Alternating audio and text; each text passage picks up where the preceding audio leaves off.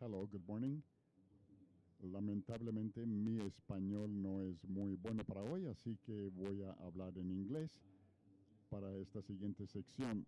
Y Aníbal acaba de hablar de algunos financiamientos creativos para un proyecto único en Buenos Aires, la manera en que pudieron armar un parque muy hermoso, y mi esperanza es que yo pueda hablar un poco acerca de una manera en que nosotros tratamos de apalancar inversión privada para pensar en todo un sistema de espacios abiertos en la ciudad de Pittsburgh. Esto es Pittsburgh.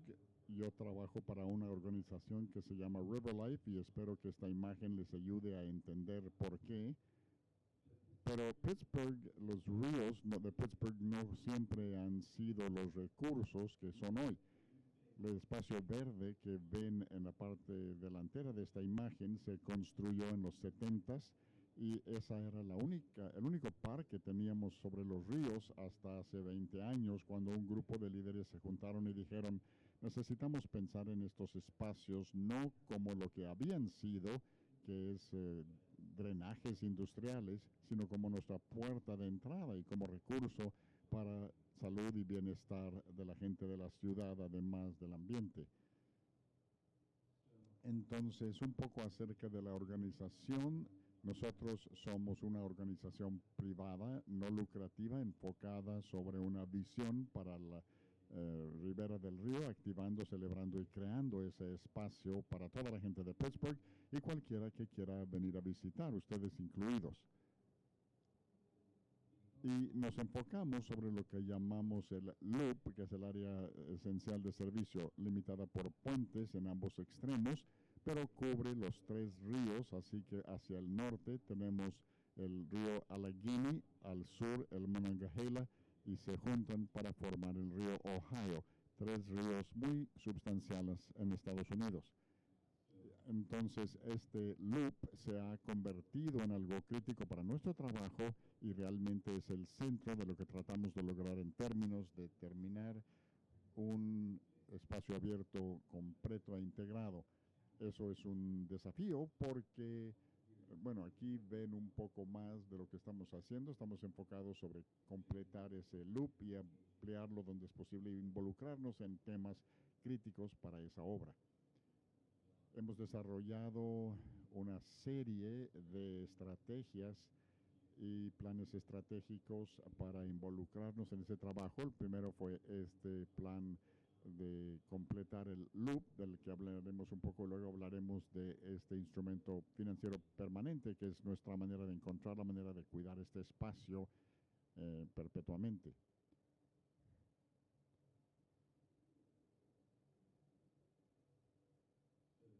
Entonces, el reporte de completar el loop fue un proceso y durante la pandemia, que fue un gran reto, pero de involucramiento muy serio con la comunidad. Queremos oír de residentes y visitantes lo que querían ver en ese espacio.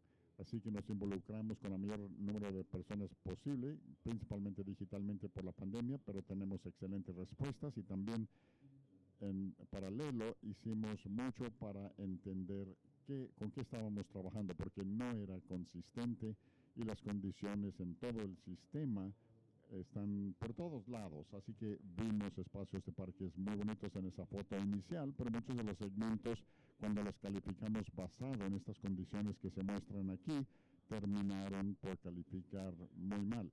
Así que ven aquí que hay espacios donde tuvimos buen resultado, luz verde, pero otras estaban luchando mucho para conservar las cosas de manera constante y eso ha conducido a condiciones significativamente pobres, gaps en el sistema en términos de banquetas destruidas o rutas no existentes, rampas inaccesibles, etcétera, cosas que tenemos que completar y luego mantener para hacer que ese loop sea un sistema integrado.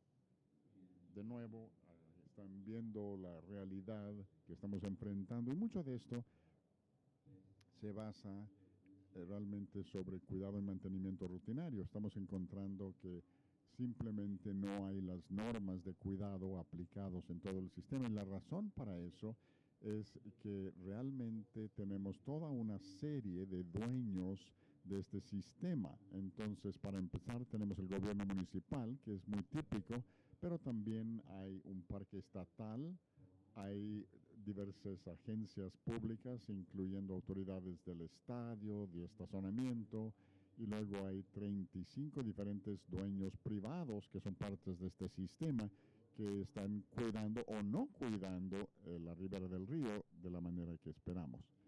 De nuevo, 180 parcelas, la propiedad está concentrada, así que la ciudad es dueña de la mayor parte, pero hay otros 21 dueños que realmente son responsables de estos espacios y eso lo hace muy difícil que nosotros pensemos en tratarlo como un sistema y cuidarlo de manera consistente. Entonces, realizamos entrevistas con más de la mitad de esos dueños para percibir qué es lo que ellos quieren ver y todos en ese proceso dijeron que nos encantaría tener este sistema integral, pero no lo podemos manejar nosotros mismos. Tiene que haber un socio a la mesa que esté coordinando a estas entidades y esto es lo que nosotros quisiéramos hacer, pero para hacerlo tenemos que poder aportar algo. No van a dejar que digamos, bueno, ahora tienes que hacer esto y tú tienes que hacer aquello si nosotros no estamos aportando algo de valor para ellos.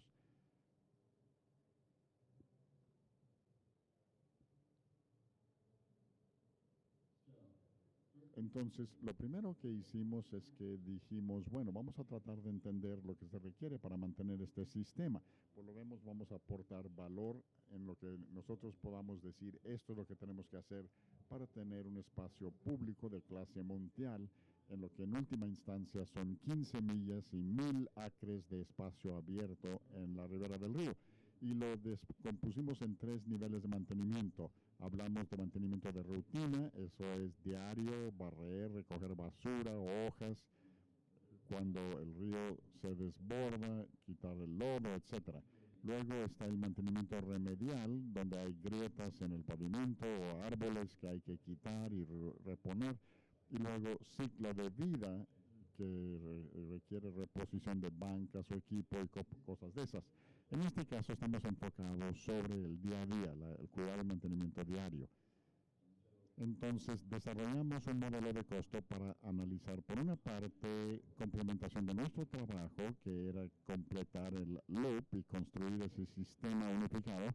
Estamos construyendo sobre lo que nosotros sabemos han sido esfuerzos muy significativos hasta ahora en nuestra región, pero en el resto del país, para entender cuáles son esos cascos y qué tan tareas y con qué frecuencia las tenemos que realizar para asegurar que los espacios permanezcan en buen estado. Luego hay que verificar los costos al analizarlos en todo el país y con proyectos locales.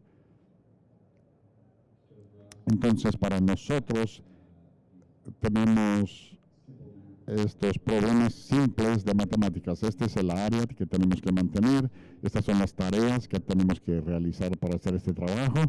Este es el costo de personal y equipo y están desglosados de forma anual usando lo que es un programa nacional basado en FEMA, la Asociación Federal de Emergencias, y la frecuencia de esas tareas, con qué frecuencia se realizan y todo eso da la suma de lo que pensamos que va a costar mantener nuestro sistema.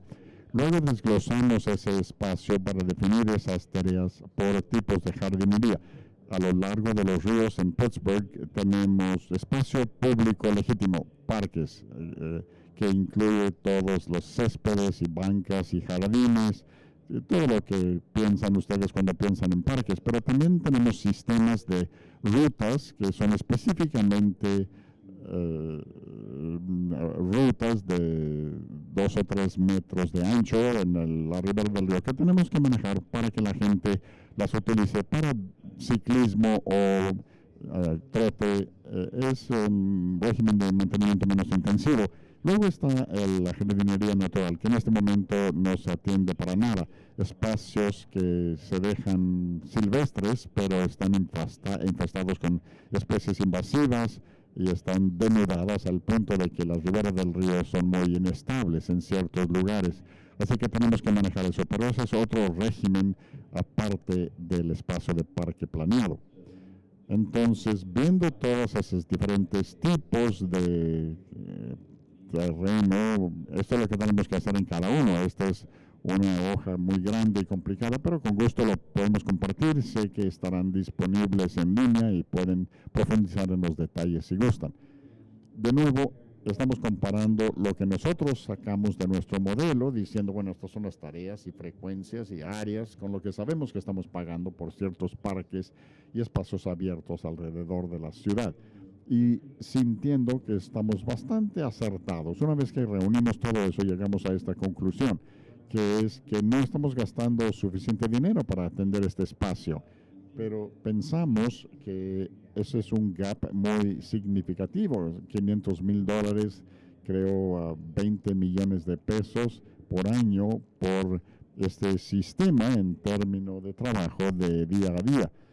Entonces, la esperanza es que podamos tomar ese número y llevarlo a las fundaciones en nuestra ciudad, y aquí es donde es un caso muy especial. Pittsburgh es una ciudad que se ha deteriorado muy dramáticamente en población, así que desde la perspectiva del gobierno no está muy bien financiado, tiene mucha dificultad para mantener la infraestructura que construyó para más o menos doble la población con la base de contribuyentes que tiene actualmente, pero sí teníamos mucha riqueza histórica en las fundidoras, los que habían construido Pittsburgh y otras partes del país que ahora han dejado dólares de fundación para mejorar la ciudad.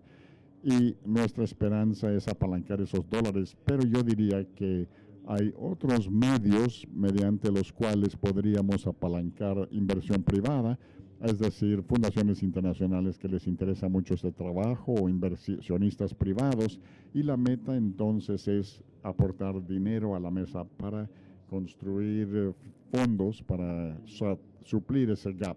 Eso nos permite ir a la ciudad o a los dueños particulares y decir, oye, estamos dispuestos a encargarnos de X, Y o Z de esas tareas y contratarlo, pero ustedes necesitan ser responsables del resto. Y estamos trabajando ahora sobre la configuración de acuerdos con esas partes y trabajando para coordinar ese cuidado en mantenimiento basado en este modelo. Entonces, este es un ejemplo de un dueño, es dueño de un poco de espacio público, tienen jardines naturales y rutas, y les podemos decir cuánto creemos que debe costar para que atiendan ese espacio, y podemos decidir, no están contribuyendo suficiente, quizá quieran contribuir un poco más a nuestro fondo, o nosotros nos encargamos de ese trabajo y ellos están dispuestos a asumir más responsabilidad también. Esta es la responsabilidad del municipio sobre la ribera del río. Como ejemplo, tienen una división que se encarga de rutas y un departamento que cuida parques, y cuidan una buena parte con muy escasos recursos. Así que nuestra esperanza es que podamos entrar y hacer ese trabajo adicional, particularmente en arreglo de jardines y administración que ellos no están haciendo, para que podamos tener un sistema integrado. Y eso es lo que tengo para ustedes hoy. Con gusto hablaremos más. Sé que es un poco seco. Muchas gracias.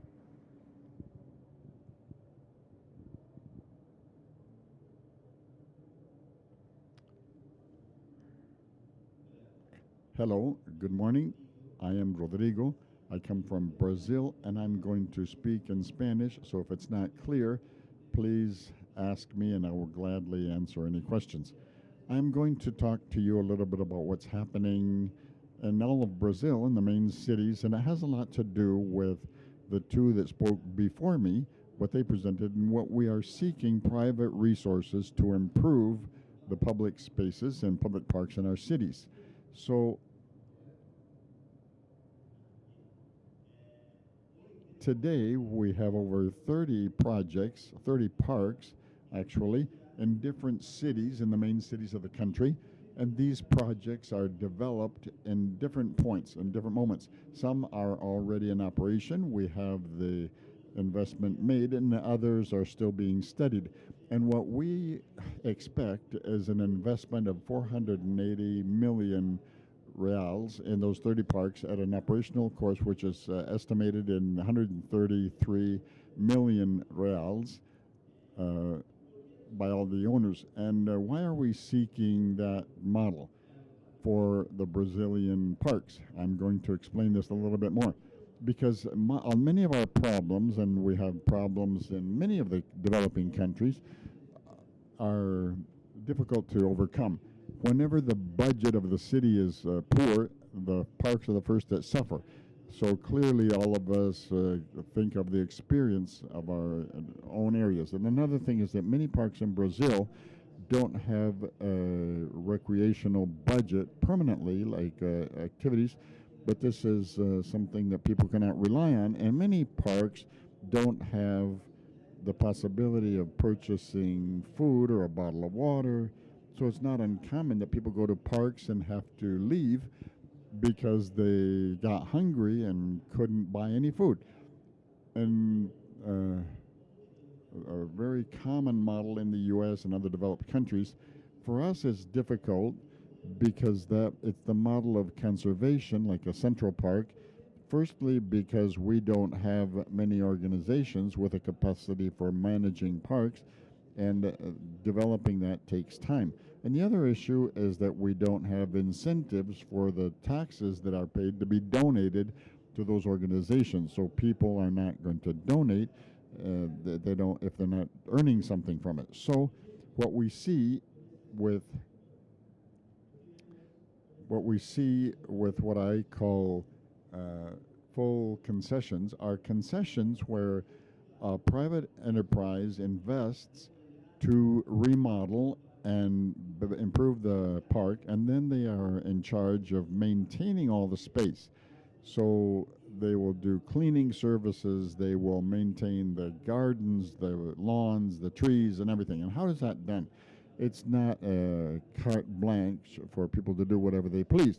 The public administration, the government, writes the terms of the contract, and after many studies that are carried out, and they do a process of bidding to select what company will be in charge of it.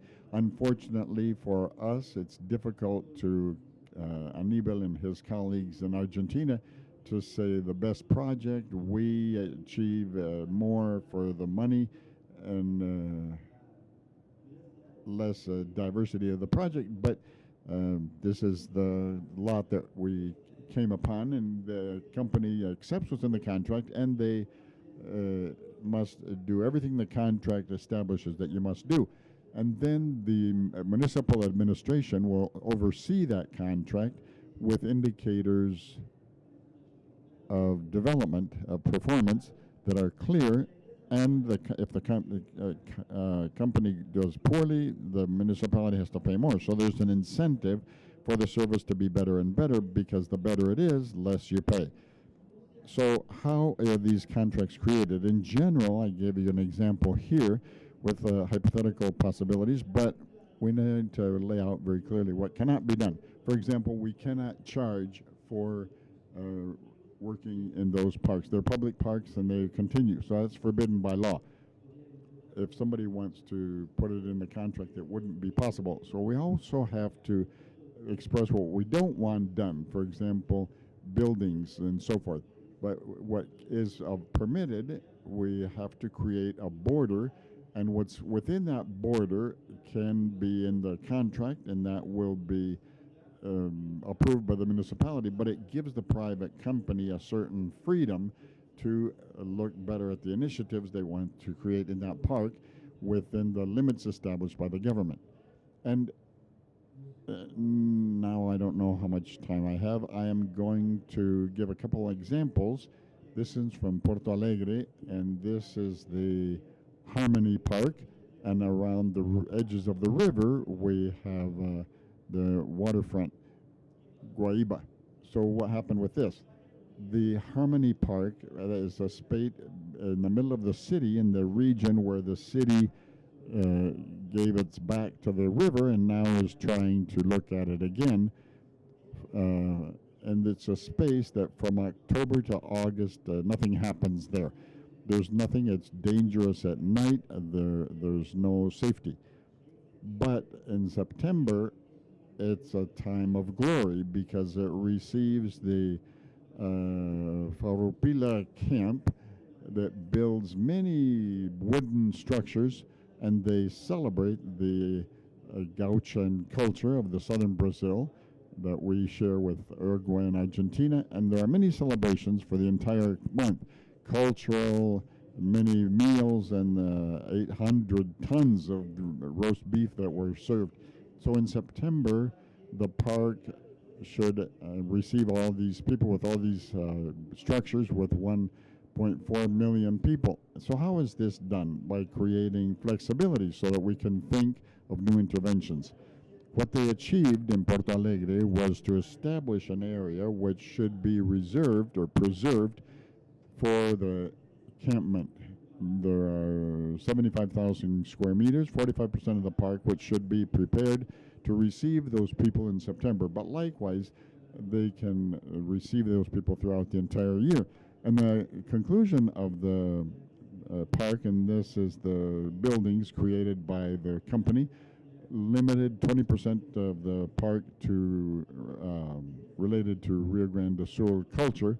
And according to the terms of the contract, we must be very related with all of that culture, the Gauchan culture, but also the culture of the original peoples and the Brazilians, the immigrants that came later, so that when the camp occurs in that area and other areas here, everything can be mixed with a great city where all of the culture of the state is celebrated.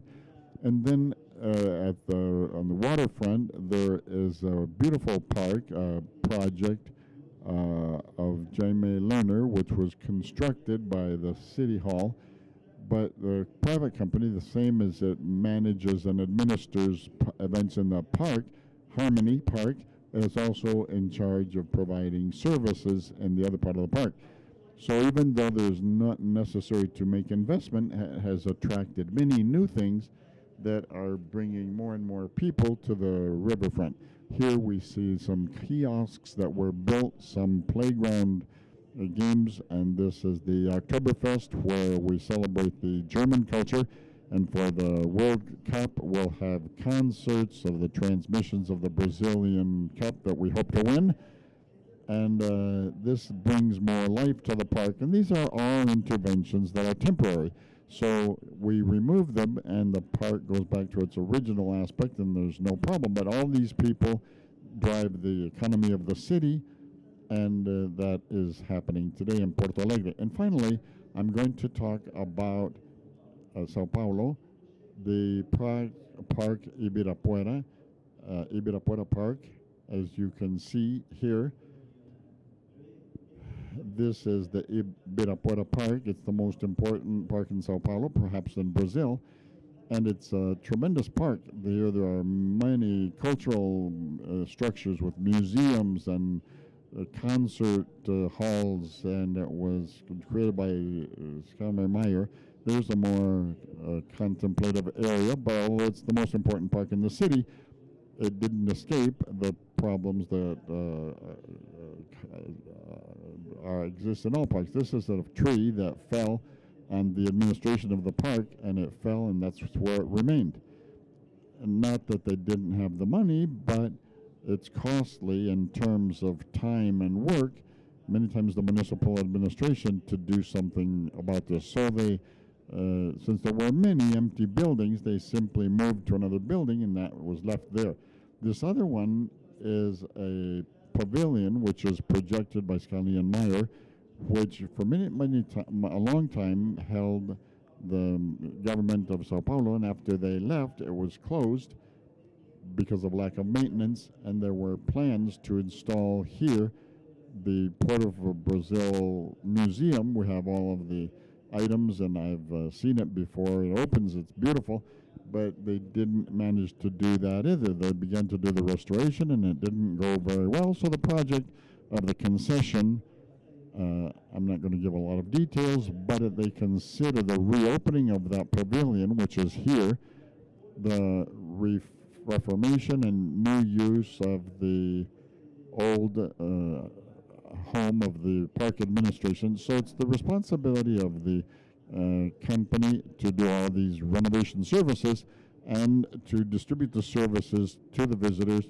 And this will bring about, we trust, 1.6 million reals to the municipality in the 35 years of that contract.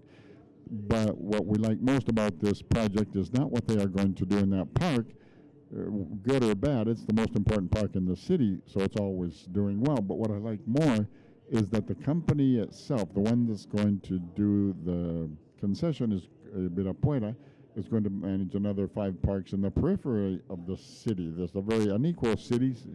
It's an old city because, unfortunately, we didn't do the most recent census, but the importance is the difference. While around Ibirapuera, people earn 5,000 reals, more or less, and the Parque Glaciado, at the edge of the city, they earn only 500. So the neighbors of Ibirapuera earn 5 times more than the neighbors of Glaciado.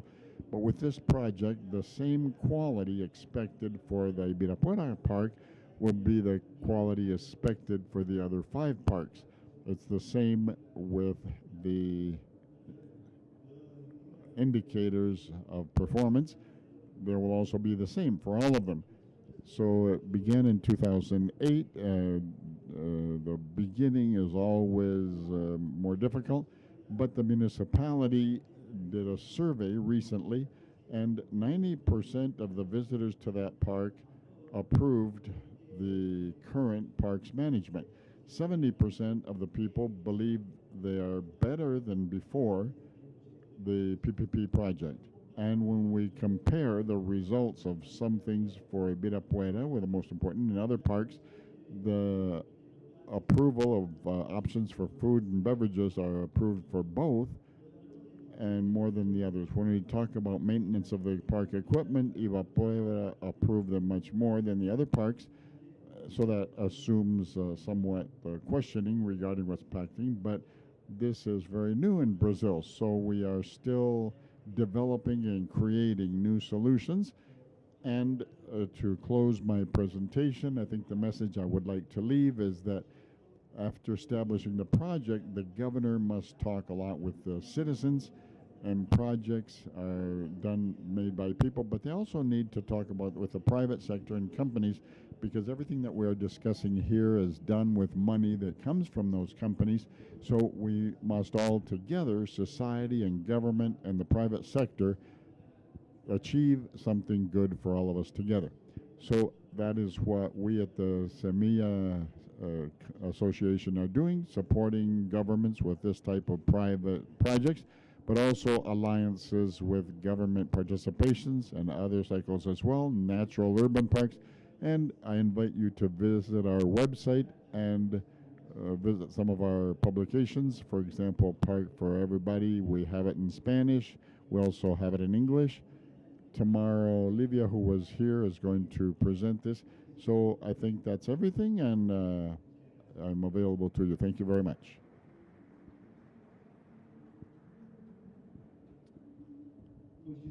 Thank you very much. Our speakers, we invite them all to come to the table so we can open up for dialogue. This is a space where we can have Q&A. Does anybody have a comment or a question for our speakers?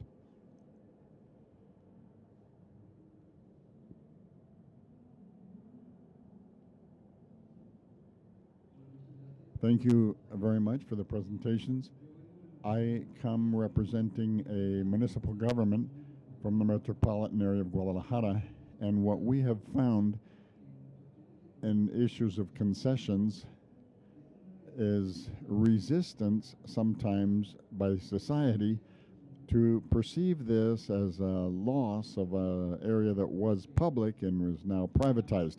However, for us, it may be obvious the result, what we know about previous processes, but I would like to know how you faced this first stage where these things are proposed and what resistance you found from society before being able to prove with indicators that it's better than it was before. Because in the previous process, there were like this idea of leave the park as it is, it's ours, in spite of it being in poor conditions, and this idea that by privatizing it's no longer theirs.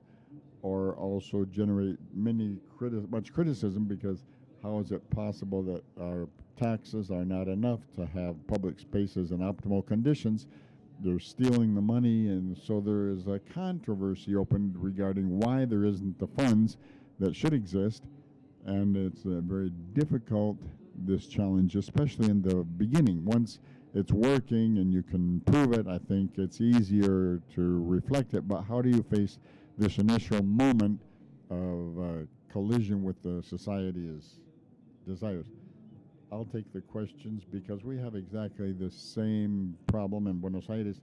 This project particularly was criticized in the same manner, but the truth is that sincerely, the only way to establish a dialogue over time, we talked primarily with the student population that was around the place, and we did some work with the students, and we understood that there was a very clear need for having more safety, and that safety will come not from policing, but from natural surveillance, and it will come from uses that existed in the park.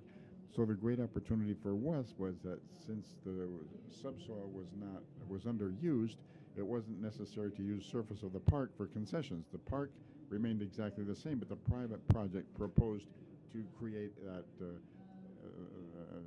level at the entrance and put gastronomic services at that basement. But the concession is internal to the subsoil and not at the surface. So that was the main point where that project achieved at least, I don't know whether to say convincing the critics, but it quieted the critics because the surface remained intact. And when the thing began to work, as you said, when we began to work, the benefits were visible, and they saw something that could not be used after 11 p.m. Now it could be used until the wee hours of the morning, so they found a different uses with great acceptance. So I think that the citizenry is key to understand where those points of disagreement are. So it's a matter of privatization and lack of public access and the loss of green areas. These are the pain points that we saw in Buenos Aires and that we had to overcome in some degree. Yes, if I could add something, we had the same experience. We didn't create the projects. We accompanied the government, and that continues to happen. And what happens often is that the governments, because they have a short time frame and they want to do everything very quickly, and they do things within the offices, and they only present the aspect of the project. And our experience shows that when we do this, people become resistant because they didn't participate in all of that. So that's why it's important to have a dialogue. It's fundamental from zero. We express the intention to improve the space, and we need to seek a common ground that we all share all the problems, and all of us are certain that we want the same thing. We want a better park for everybody, a public park. And finally, I think that what has been part of the success of the Brazilian projects is that in some cities, there is a law that makes it clear what can and what cannot be done there. For example, it clarifies that it's not going to charge for entrance to the park. It's forbidden by law. They can access it freely, and it's better to regulate that. And all the parties involved in the process agree to that.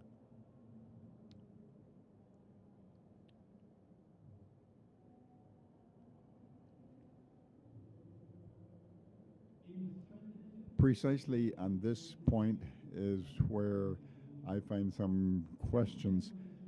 By concessioning part of it, the owner should have a benefit in order to have a motivation for the maintenance that he's going to provide for public space. What is the benefit that you give to the concessionaires to be retribution, and so that that persists over time?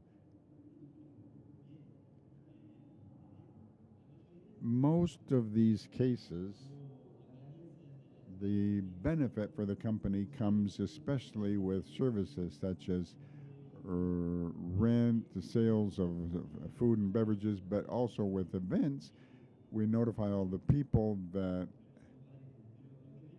what we see is that when the park is well maintained, different brands and companies want to have their name associated with that well-maintained park, which is the pride of the city. And that way we can have free events with people with sponsorships that bring profits to the companies just because the park is good. If a park that's unsafe and poor condition won't achieve that.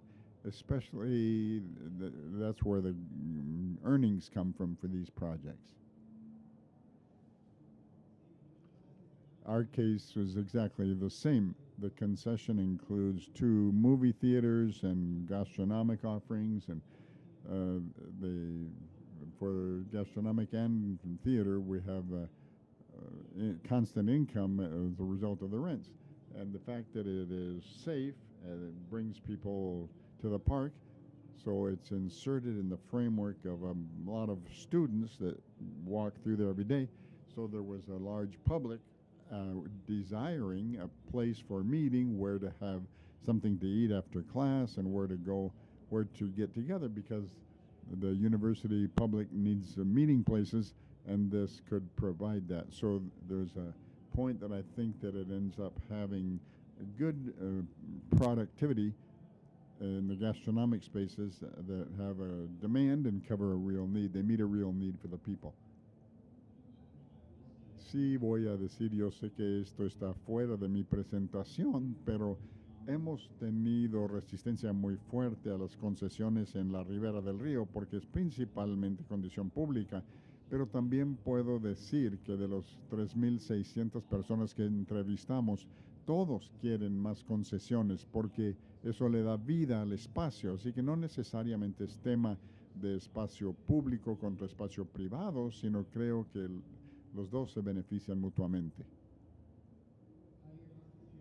Anybody else would like to make a comment?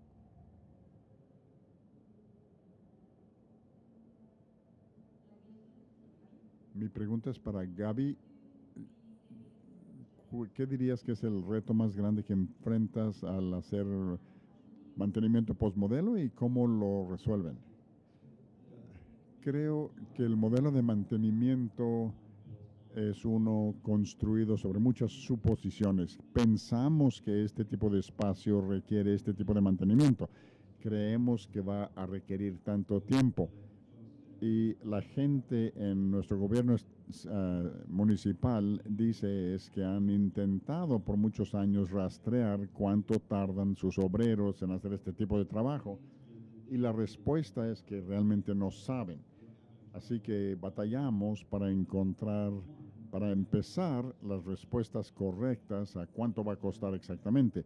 Esta es nuestra mejor estimación. Pensamos que está correcto, pero también batallamos para disponer esos acuerdos para que sean algo con lo que están dispuestos a comprometerse.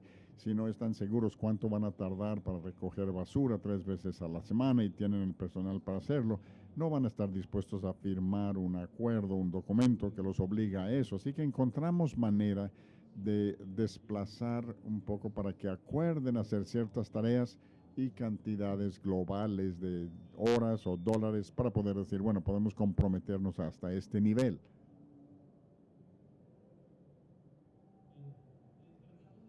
Regarding public safety, we know that the public service security that are in the municipal force are not sufficient to supply this security.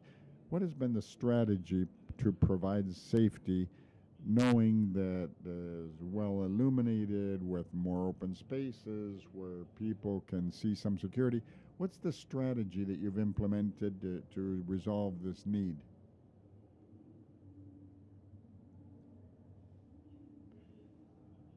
It's important to establish that the police force can never be concessioned.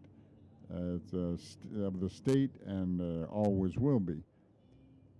So what we see is different solutions that have been accomplished, some with larger control of the margins that previously existed, but that people can't always see, with solutions, for example, such as park guards that moves above the people.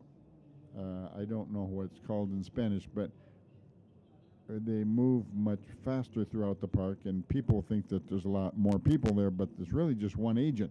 So that's one of the solutions that we see, that which provides more security.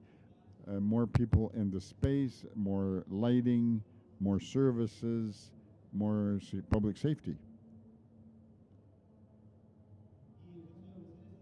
And Buenos Aires happens to be a small location that's inserted within the urban fabric, and Buenos Aires is essentially safe city which reaches with natural surveillance provided by this use of spaces to create security in the space which is so integrated in the center of the city.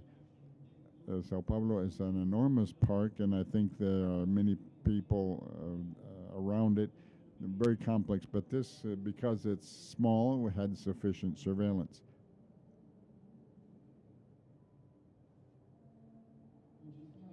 Thank you very much. We're grateful for your attendance here today.